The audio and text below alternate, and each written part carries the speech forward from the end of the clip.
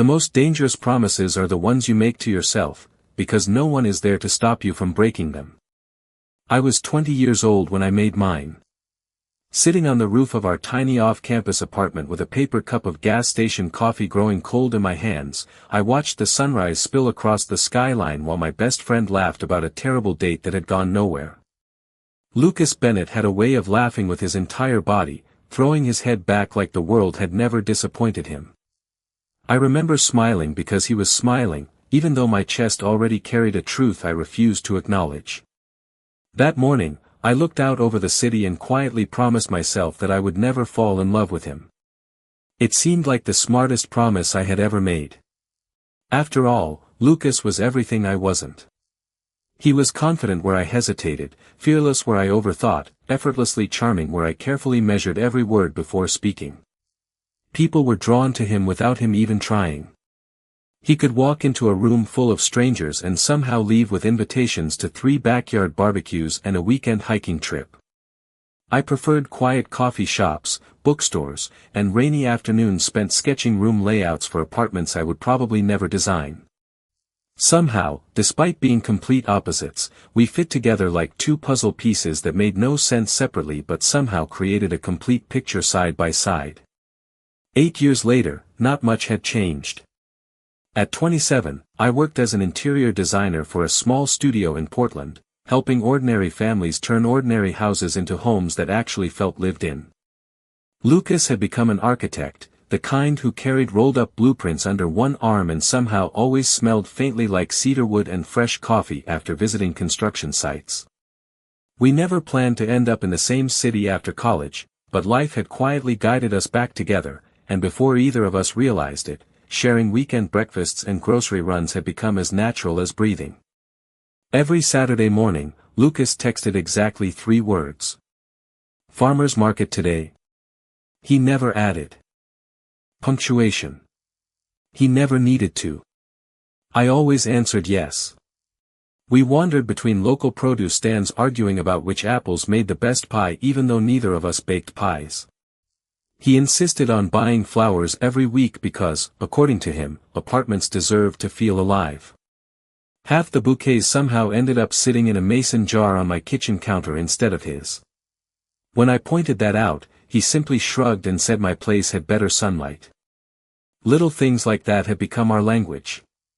If my car refused to start before work, Lucas somehow appeared with jumper cables before roadside assistance even returned my call. If he stayed too late at the office, I left homemade soup in his refrigerator because I knew he would forget dinner again. Neither of us kept score. Neither of us needed to. Everyone else, however, had plenty to say. Waitresses smiled when they brought us one check. Cashiers assumed we lived together. Neighbors invited us to couples game nights. My coworkers stopped asking whether I was seeing anyone because they assumed Lucas was the answer. We always laughed it off. Lucas would grin and say, "We've known each other forever." That's all. I usually nodded before changing the subject. It became such a familiar routine that eventually even I almost believed it. Almost. The truth was far less comfortable. Every time someone mistook us for a couple, a tiny part of me imagined what it might actually feel like if they were right. Then I immediately buried the thought beneath another layer of that promise I had made years ago. Lucas deserved honesty, and I couldn't give him that without risking everything we already had. I believed he was straight because that was the story I had written in my own head from the beginning. He dated women occasionally, though nothing ever seemed to last very long. I never questioned it. Maybe I was too afraid to question it. Maybe believing he was unavailable hurt less than wondering if I had simply never been brave enough to see the truth. So I kept choosing friendship. I convinced myself it was enough. I convinced myself that loving someone quietly was still better than losing them completely. It worked. Surprisingly well until the autumn morning everything shifted without warning. Lucas called before sunrise, his voice softer than usual. "Hey," he said after a long silence, "I need to tell you something before anyone else does." I smiled, assuming he had landed another exciting project. I had no idea those simple words were about to crack the strongest promise I had ever made. My fingers tightened around the phone before I finally answered, trying to ignore the strange knot forming in my stomach. Lucas almost never sounded uncertain. If anything, he was usually the one calming everyone else down. Hearing hesitation in his voice felt like watching the sun rise in the west. "You are worrying me," I admitted with a nervous laugh. "Just tell me." He let out a slow breath. "The firm offered me something I cannot really turn down." I closed my eyes. Somehow I already knew what was coming before he said the next words. "It is a 12-month project on the Oregon coast. They are designing an eco-resort outside Cannon Beach. I would be leading the residential section." For a few seconds, I forgot how to speak. 12 months. It was only about 80 miles away, barely a 2-hour drive, yet it suddenly sounded farther than another country. "That is amazing," I finally managed, and I meant it. Lucas had worked for years hoping for a project like this. His designs had always focused on creating spaces where people felt connected to nature instead of trapped inside buildings. This assignment was exactly the opportunity he deserved. "You really think so?" he asked. "Of course. I was worried you would be upset." I smiled even though he could not see it. "I am only upset because now I have to find someone else who will carry 50-pound bags of potting soil onto my balcony every spring." He laughed, the familiar warm sound instantly making everything feel almost normal again. "You are impossible. And you still owe me for helping you paint your living room. That paint is still on my favorite sneakers." "That sounds like a personal problem." For a few minutes we slipped back into our usual rhythm, teasing each other until the heaviness faded. It was what we always did. Whenever life became complicated. We joked first and processed our feelings later. Sometimes much later. After hanging up, I walked to my apartment window overlooking the quiet street below. People were already walking dogs, carrying travel mugs, rushing toward another ordinary Tuesday. Everything outside looked exactly the same. Only my world had quietly shifted a few inches off balance. Over the following weeks, preparations for Lucas's move became part of our routine. Every evening after work I drove to his apartment, where cardboard boxes slowly replaced furniture. We argued about what was worth keeping. Lucas insisted on packing an old coffee maker that leaked every other morning because it had survived college with us. I insisted it belonged in the recycling bin.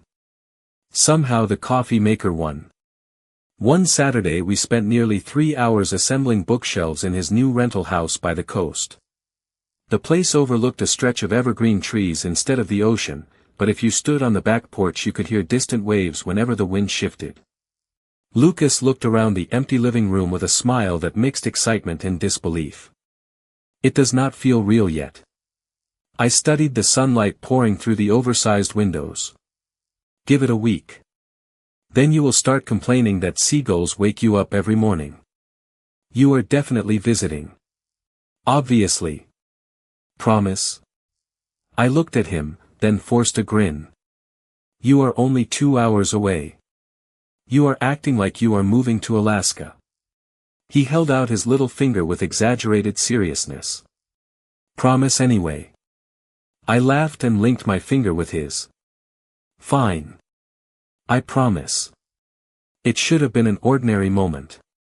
Instead, something inside me whispered that promises had a way of becoming far more complicated than they seemed.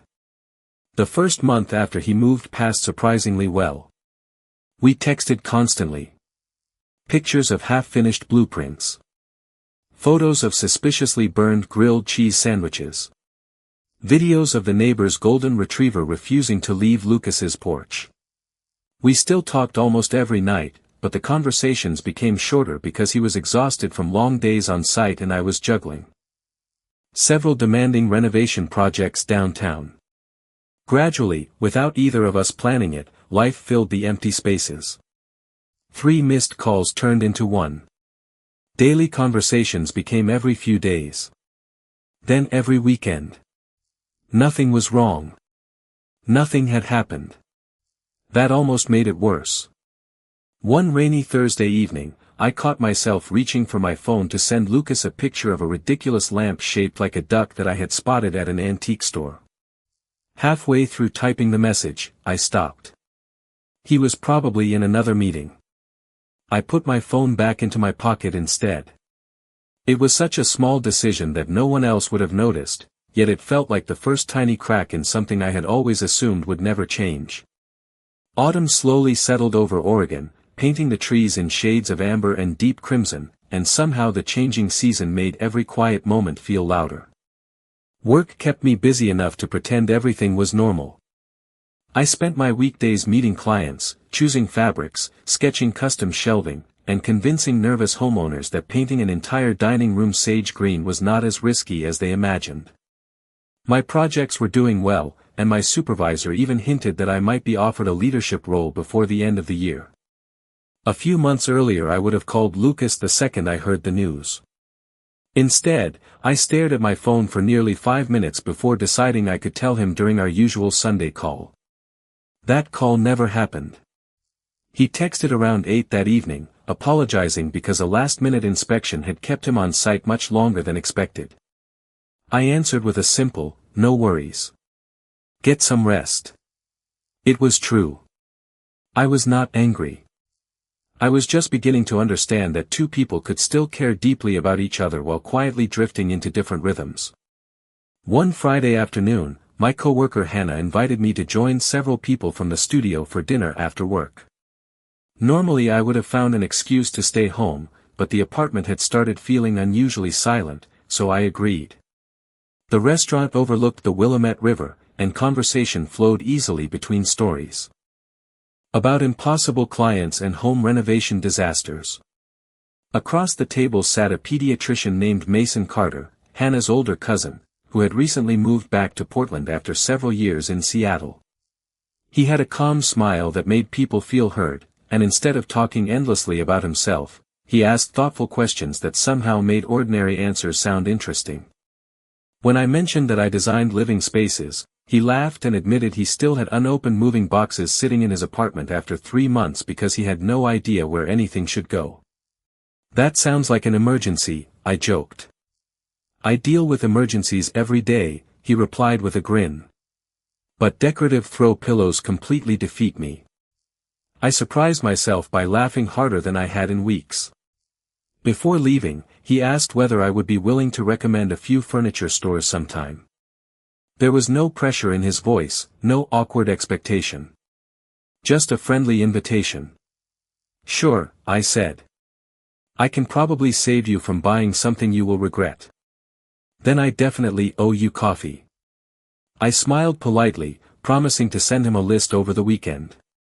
The interaction should have been forgettable, but it lingered in my thoughts longer than I expected.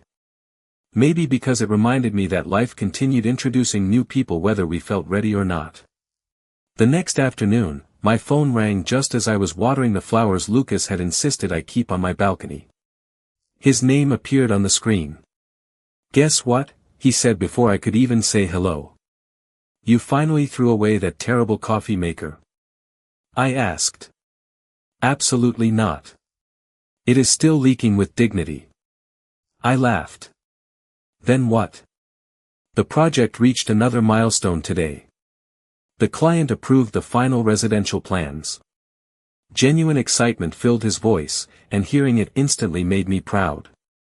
We spent almost an hour talking about work, favorite diners along the coast, and a stubborn family of raccoons that had somehow declared war on his trash cans. The conversation felt wonderfully familiar, almost enough to erase the distance between us. Almost. Then he asked, "So what is new with you?" I hesitated. Before mentioning dinner with my coworkers. "I met someone interesting," I admitted casually. There was a brief pause. Not long enough to seem strange, but long enough for me to notice. "Interesting how?" Lucas asked. "Nothing dramatic. Just someone nice."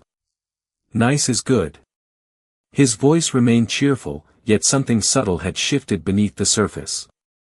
"His name is Mason." He is a pediatrician. Another pause followed. Sounds impressive, Lucas finally said. You should get coffee if you want to. I looked down at the flowers swaying gently in the afternoon breeze.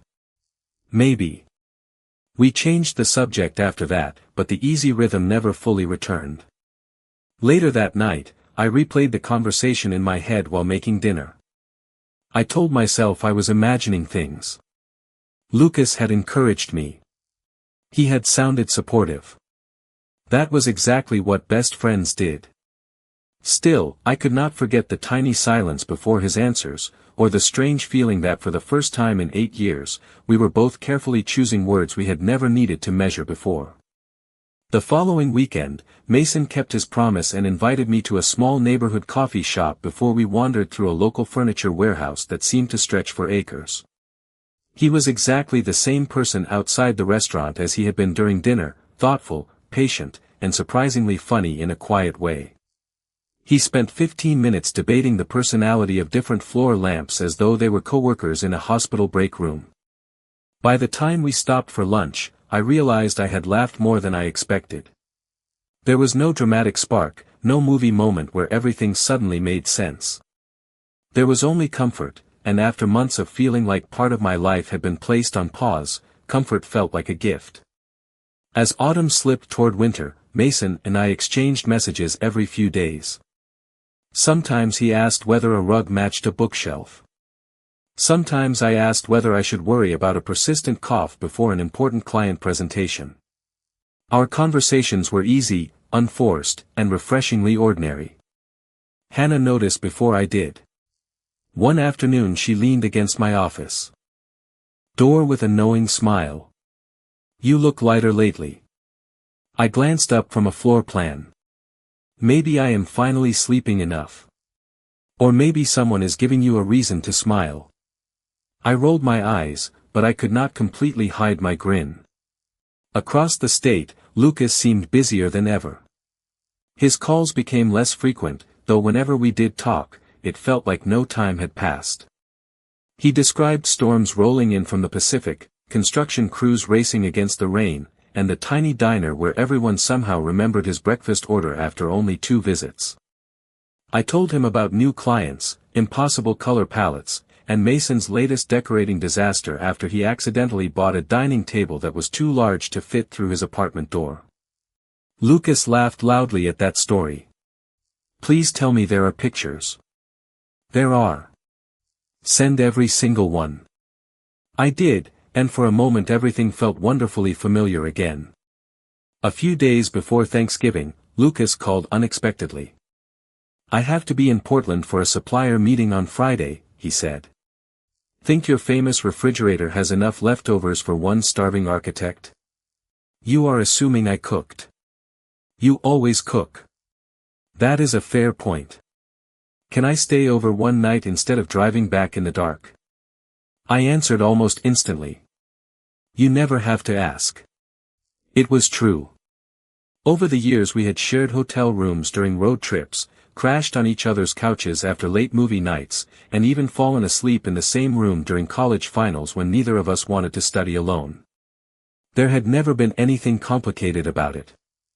At least that was what I had always told myself. Friday arrived with cold rain tapping against the windows. Lucas showed up carrying a paper bag filled with pastries from a bakery near the coast because, according to him, no visit was complete without bringing breakfast for the next morning.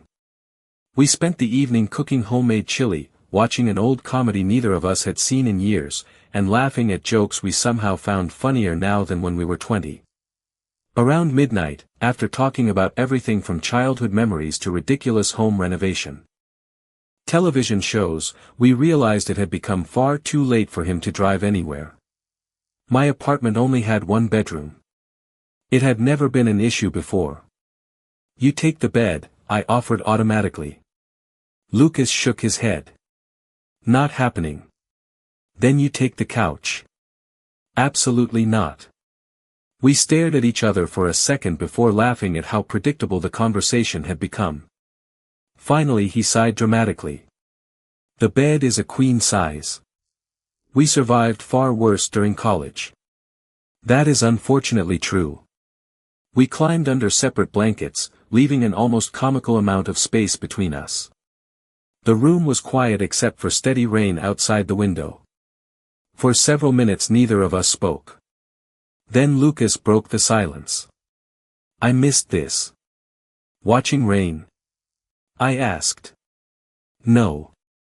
Feeling like life slows down for a little while. I turned toward the ceiling, listening to the gentle rhythm outside. I missed it too. Another comfortable silence settled over the room. There was nothing romantic about the moment on the surface. Two lifelong friends, exhausted after a long day, sharing the same bed because it was practical. Yet somewhere beneath the calm, I became painfully aware of how naturally my heart settled whenever he was close. I hated that familiar feeling because I had spent years convincing myself it no longer mattered. Before falling asleep, Lucas spoke so quietly I almost thought I imagined it. Things have changed lately, have not they? I searched for the safest answer. Maybe life is just moving faster. He did not respond right away. After a long pause, he whispered, maybe. Neither of us realized that the conversation we avoided that night was quietly growing too important to stay unspoken for much longer. The morning after Lucas left, my apartment felt strangely larger. His coffee mug still sat beside the sink, one of the pastries remained untouched in the kitchen, and the blanket he had folded before leaving rested neatly at the foot of my bed. None of those things should have mattered, yet together they created the unmistakable feeling that someone important had just walked out the door. I spent the rest of the weekend cleaning, reorganizing shelves, and pretending I was simply being productive. Deep down, I knew I was trying to outrun thoughts I had successfully ignored for years. Monday arrived with another full schedule, and by lunchtime my phone buzzed with a message from Mason. Still planning to rescue my apartment this Saturday? I smiled before typing back. Only if you promise not to buy another oversized table first. His reply came almost immediately. No promises. Saturday afternoon found us carrying boxes into his apartment while holiday music played softly through a speaker balanced on the kitchen counter. We arranged bookshelves, hung framed photographs, and debated whether a navy blue rug or a lighter gray one fit the space better. At one point Mason stepped back, looked around the living room, and laughed. It finally feels like somebody actually lives here. I looked around the apartment, noticing how much warmer it seemed compared to when I had first visited. Homes usually come together one small decision at a time. He smiled thoughtfully. Kind of like people. We ordered pizza afterward and sat on unopened moving boxes instead of dining chairs because neither of us wanted to interrupt the comfortable mood by assembling more furniture. Conversation drifted naturally from work to childhood memories, favorite movies, and the strange things we thought adulthood would be when we were 10 years old. There was an easy kindness about Mason that made silence feel comfortable instead of awkward. As I drove home that evening, I realized I genuinely enjoyed spending time with him. For the first time in years, I allowed myself to wonder whether opening my heart to someone new might actually be possible. The following week, Hannah stopped by my desk carrying 2 coffees. She placed one beside my computer and leaned against the filing cabinet with an amused expression. So, she said, stretching the word dramatically, how is the doctor? I laughed despite myself. He is good. Just good. I shrugged. He is thoughtful. Funny. Easy to be around. Hannah raised an eyebrow. Those sound like pretty strong qualifications. I stared at the blueprint spread across my desk. Maybe I am just trying something different. She nodded without pushing further. Before walking away, she quietly added, sometimes different is exactly what we need. That evening, Lucas called while I was preparing dinner. We talked about work as usual, but halfway through the conversation he casually asked, have you seen Mason again? I was surprised he remembered the name. A few times. How is he? He is doing well. I helped finish setting up his apartment over the weekend. Another brief silence settled between us. Sounds like he likes having you around.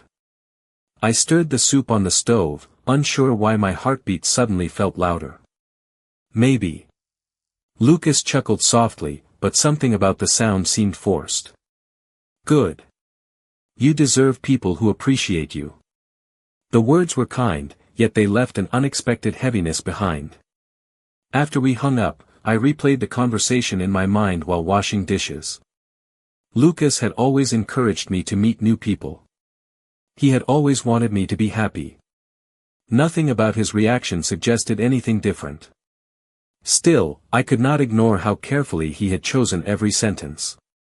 A week later, Mason invited me to a winter lights festival downtown. Families wandered beneath glowing decorations, children laughed while chasing bubbles floating through the cold evening air, and local musicians played holiday songs on a small outdoor stage. At one booth, a photographer offered free instant pictures to visitors. Before I could politely decline, Mason smiled and said, "Come on. Future us might appreciate having one memory from tonight." We stood side by side, smiling naturally as the camera flashed. A few minutes later he handed me the printed photo. "You should keep it," he said. Looking at the picture, I noticed something that surprised me. I looked genuinely happy. Not because I had forgotten Lucas, but because I had finally stopped measuring every meaningful moment against him. For the first time in years, life seemed to be quietly asking me an important question. Was I holding on to the person I loved, or only to the version of the future I had convinced myself could never exist? I did not know the answer yet, but somewhere along the Oregon coast, another heart was beginning to ask that very same question. December arrived with colder mornings and shorter afternoons, but the project on the coast finally entered its final construction phase, leaving Lucas with enough free weekends to return to Portland more often. Oddly, instead of making things feel simpler, every visit left him carrying a strange restlessness back to Cannon Beach. He noticed it the first time he unlocked the front door of his rental house after spending an entire Saturday helping me choose paint samples for a client's historic home. The silence inside no longer felt peaceful. It felt empty. He found himself looking toward the passenger seat of his truck, expecting another voice that was no longer there. One rainy Tuesday evening, he called while I was leaving work. "What are you doing?" he asked. "Trying to decide whether I have enough energy to cook or whether frozen pizza is about to become dinner." He laughed. "I vote frozen pizza. That is because you are a terrible influence. I prefer realistic." We talked for almost 20 minutes before another call came through on his phone. "I have to take this," he said apologetically. "Talk later." Of course. We hung up, but this time neither of us called back that night. The next morning, I received a message from Mason asking whether I wanted to visit the Oregon Coast Aquarium the following weekend because he had never been. I stared at the screen for several seconds before answering yes. The invitation sounded simple enough, and I genuinely wanted to spend time with him. We drove west early Saturday morning, stopping for coffee in a tiny roadside cafe before continuing toward the coast. The winter sky stretched endlessly above the Pacific, soft gray clouds blending into the horizon until sea and sky almost became one. Walking beside Mason felt easy. He never rushed conversations or tried to fill every quiet moment. At one exhibit we stood watching sea otters float peacefully on their backs while children laughed nearby. Mason smiled without taking his eyes off the water. They always stay close enough to hold on to each other when the current gets stronger. I looked at the otters. Drifting gently together. I did not know that. They do it so they do not drift apart while they sleep. His words lingered in my thoughts much longer than either of us expected. Later that afternoon, while we were eating clam chowder overlooking the harbor, my phone buzzed. "Lucas." I answered with a smile. "Hey. Where are you?" he asked. "Newport." There was a pause. "Newport?" Mason wanted to see the aquarium. Another silence followed, carried only by the distant sound of waves crashing against the rocks below. "That sounds nice," Lucas finally replied. "It is. I actually drove into Portland this morning, but I figured you were probably busy. I felt a sudden wave of guilt. You should have told me. I almost did. His voice softened. Never mind. It is not important. Before I could answer, he said he needed to get back to work and ended the call. The conversation lasted less than 2 minutes, but it stayed with both of us for the rest of the day. Driving home that evening, Mason glanced at me for a moment before returning his attention to the road. Can I ask you something? Sure. Is Lucas the person you compare everyone else to? His question caught me completely off guard. I looked out the passenger window at the passing evergreen trees. Why would you ask that? Because every time his name comes up, you smile first and think second. I laughed quietly, hoping to brush away the observation. He has been my best friend for almost a decade. Mason nodded thoughtfully. I believe that. I also believe some friendships become the measuring stick for everything else in life. Neither of us spoke again for several miles. His words were not accusing. They were simply honest. Meanwhile, Lucas sat alone in his rental house with a container of takeout growing cold on the kitchen counter. He had spent the entire drive back from Portland replaying our short phone call. He had wanted to surprise me with fresh pastries from the bakery we both loved. Instead, he had driven home carrying the unopened box beside him. Without really thinking, he walked over to the bookshelf where a framed photograph from college still rested between architecture books. It showed the two of us wearing old hoodies, laughing over burnt marshmallows during a camping trip with friends. Lucas picked up the picture and smiled sadly. For the first time, he stopped asking himself why the thought of me spending time with someone else felt so unsettling. Instead, he asked a far more frightening question. What if the person he had been missing all these months was never just his best friend at all? I spent the next several days trying to convince myself that Mason's question had simply caught me off guard because it was unexpected, not because it was true. Work helped, at least during business hours. New projects poured into the studio after the holidays, and I found myself buried beneath floor plans, client meetings, and endless decisions about lighting fixtures and cabinet finishes. Every evening, however, the silence waiting inside my apartment invited the same thoughts back in. One Thursday night, while reorganizing a bookshelf, I found an old photo album from college. Between faded receipts and ticket stubs rested dozens of snapshots featuring Lucas and me through the years. Camping trips. Graduation. Lazy Sunday breakfasts. A failed attempt at paddleboarding that ended with both of us laughing in waist-deep water. Looking through those photographs, I realized something that should have been obvious years ago. I had never needed a special occasion to feel happiest. My favorite memories all shared the same person. Before I could sink any deeper into those thoughts, my phone rang. It was Lucas. Can you do me a favor? He asked. Depends. Meet me tomorrow after work. That sounds suspicious. Just trust me. You know I hate surprises. Exactly why this is funny. Despite everything, I laughed. Fine. Where? The food truck park by the river. 6 o'clock. The next evening, I arrived to find him already waiting beside our favorite taco stand with 2 cups of hot chocolate instead of coffee because the January air had turned unusually cold. He smiled the moment he saw me, and for a second everything felt wonderfully familiar. We walked along the waterfront, watching reflections shimmer across the river while people hurried past. Bundled in scarves and winter coats. Conversation flowed easily at first. He told me the coastal project would officially finish in less than a month. I shared news about being offered the leadership position at the design studio. He stopped walking long enough to pull me into a quick congratulatory hug.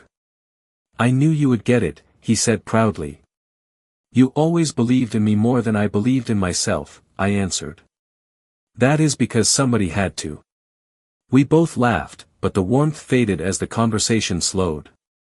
Finally Lucas looked out across the water and quietly asked, how serious is it with Mason? The question landed more heavily than I expected. I do not know yet, I admitted honestly. We are taking things slowly. He nodded once.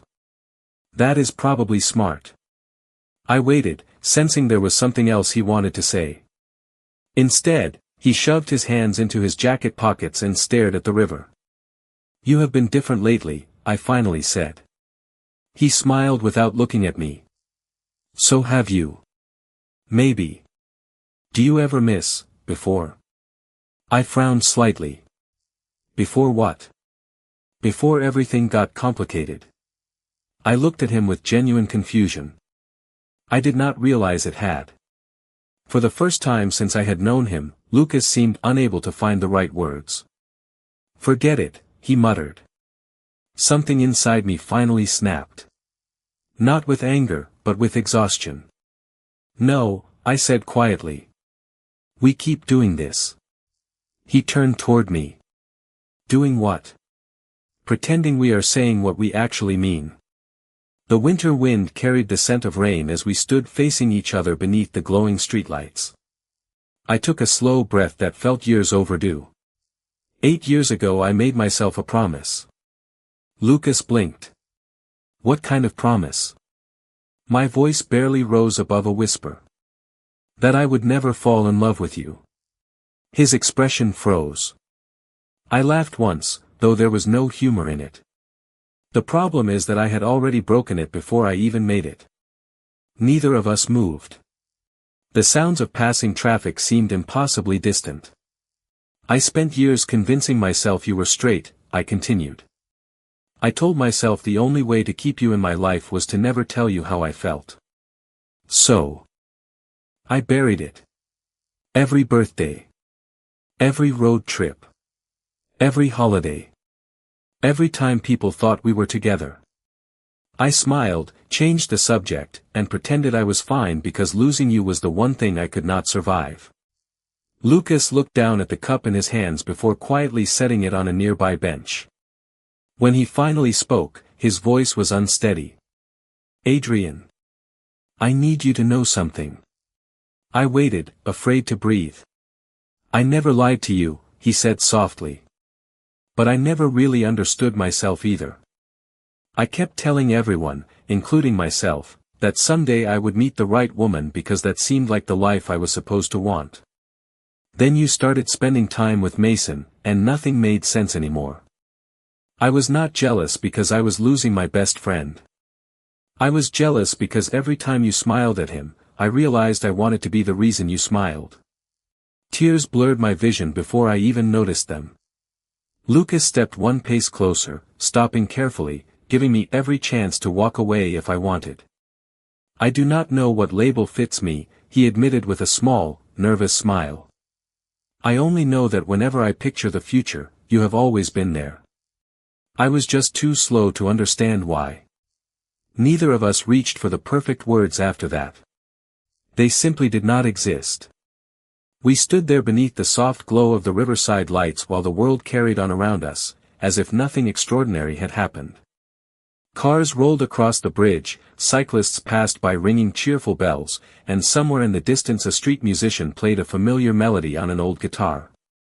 Everything felt beautifully ordinary, which somehow made the moment even more meaningful. Lucas was the first to smile, though it carried equal parts relief and uncertainty. So, he said quietly, we have apparently been two complete idiots for almost a decade. I laughed through the tears I had not bothered to wipe away. That sounds surprisingly accurate.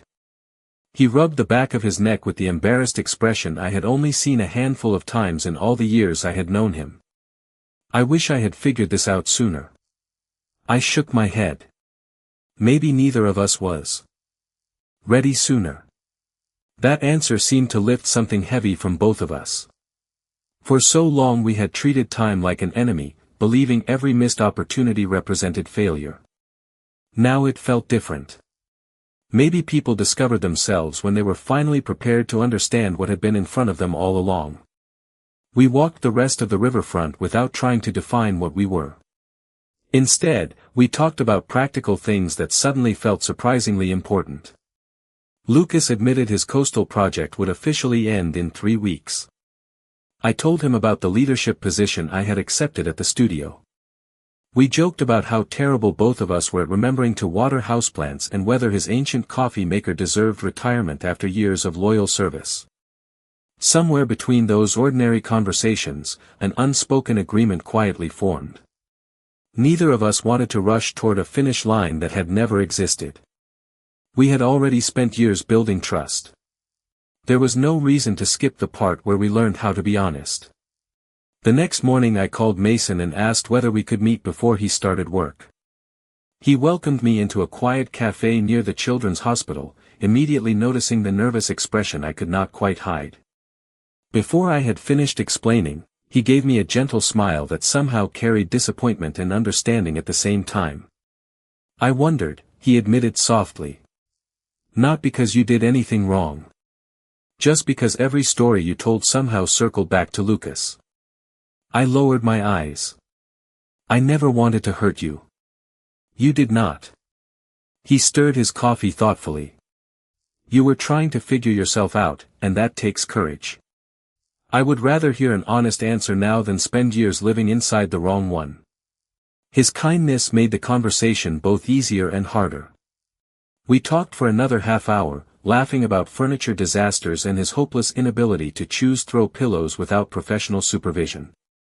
When we finally stood to leave, he hugged me warmly. Take care of each other, he said. Some people spend their whole lives searching for the person who already knows them better than anyone else. I watched him walk toward the hospital with genuine gratitude. Not every meaningful relationship was meant to become a romance. Some people entered our lives simply to help us find the truth we had been avoiding. Over the following weeks, Lucas returned to Portland permanently after the resort project wrapped up.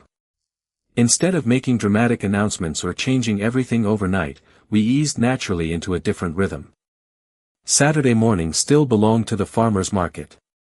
We still argued over apples, still bought flowers, and still laughed whenever strangers assumed we lived together. The difference was that neither of us rushed to correct them anymore.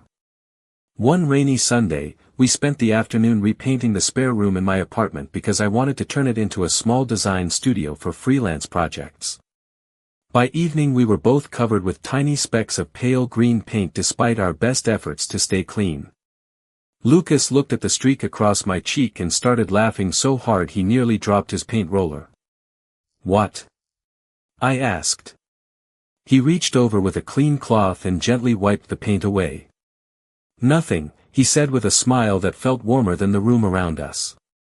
I just realized this has always been my favorite place.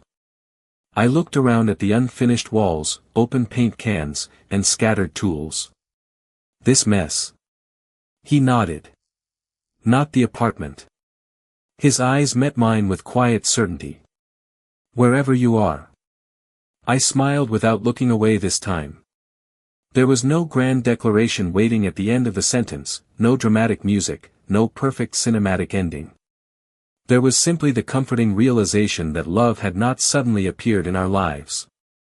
It had been patiently growing through grocery lists, shared breakfasts, late-night phone calls, repaired shelves, road trips, quiet conversations, and countless ordinary days.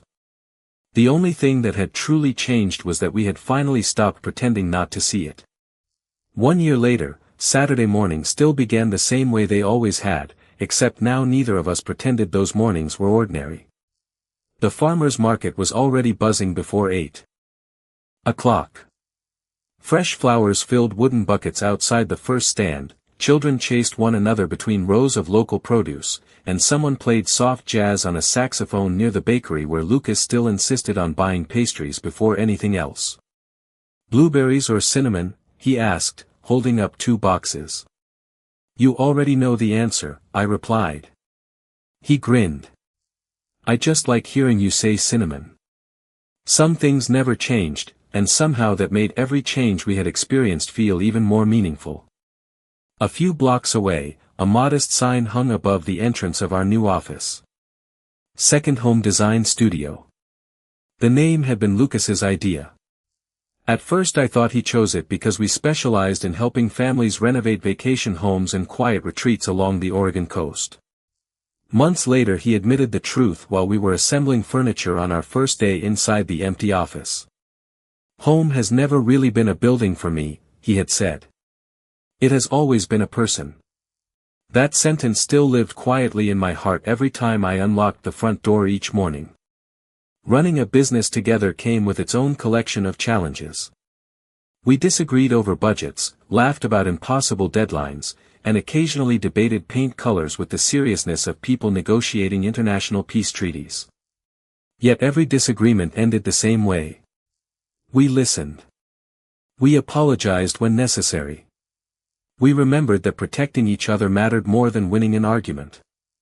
It turned out that the habits we had built during years of friendship became the strongest foundation we could have asked for. One afternoon an elderly couple visited the studio looking for help redesigning the house where they had lived for more than 40 years. As we walked them through possible ideas, the husband smiled warmly before asking, "How long have you two been together?" Lucas glanced at me before answering with an amused smile. "Longer than we realized." The couple laughed, clearly assuming it was a joke. After they left, I shook my head. "Technically you are not wrong." "I know," Lucas replied. "We just needed several years to catch up with everyone else." Life never transformed into a perfect fairy tale, and neither of us expected it to. Some weeks were exhausting. Some projects failed. Sometimes we forgot anniversaries or accidentally worked too late and ended up eating cereal for dinner because neither of us had energy to cook. Real happiness, I discovered, looked surprisingly ordinary. It sounded like Lucas humming while making coffee before sunrise. It looked like two laptops sitting side by side on the dining table while rain tapped softly against the windows. It felt like knowing that even difficult days ended with someone asking, "How did today go?" and genuinely wanting to hear the answer. One evening, after finishing a renovation reveal for a young family, we drove to the coast without any particular destination in mind. The Pacific stretched endlessly before us, glowing gold beneath the setting sun. We sat on a weathered driftwood log, listening to waves roll gently toward the shore. After a long silence, Lucas reached into his jacket pocket and pulled out something small. It was an old folded receipt, faded with age. "Do you remember this?" he asked. I unfolded it carefully. It was from a gas station near our college campus. 2 coffees. 1 blueberry muffin. Dated almost 9 years earlier. I laughed in disbelief. "Why have you kept this?" He smiled sheepishly. "Because that was the morning you convinced me not to quit architecture after I failed that scholarship interview." I looked at the tiny piece of paper in my hands, suddenly remembering everything. The rooftop. The sunrise. The promise I had whispered only to myself. "I thought that morning changed my life," Lucas said quietly. "Turns out it changed both of ours." I slipped the old receipt back into his hand before gently closing his fingers around it. "Maybe life was never asking us to become different people," I said. "Maybe it was only asking us to stop hiding from who we already were." Lucas nodded slowly, his eyes reflecting the last light of the evening. "Can I make one promise?" he asked. I smiled. "Only if it is a better one than the last promises we made." He laughed softly. "No more pretending. No more deciding what the future should look like. Because we are afraid. Whatever comes next, we talk about it together." I slipped my hand into his, feeling the familiar warmth that had always been there, waiting patiently for us to recognize it. Looking out across the endless ocean, I realized the greatest love stories are rarely built from extraordinary moments. They are built from ordinary days shared with the one person who quietly becomes your favorite place in the world. Sometimes the happiest ending is not finding someone new. Sometimes it is finally seeing the person who had been beside you all along.